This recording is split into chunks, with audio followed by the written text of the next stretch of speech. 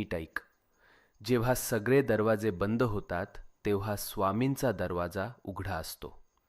ही वेळ तुझी शिक्षा नाही, ही वेळ तुझी परीक्षा आहे.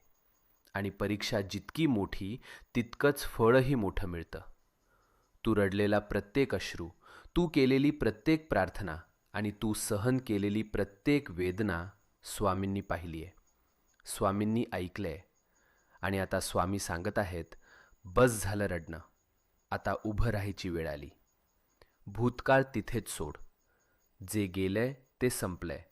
आता तुझं जीवन नव्यानं सुरू होणार आहे. नवीन संधी, नवीन आनंद, नवीन यश, सगळं तुझ्या दाराशी उभं आहे.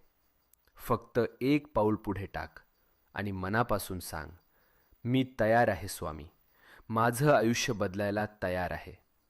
आणि मग बघ चमत्कार कसा घडतो ते.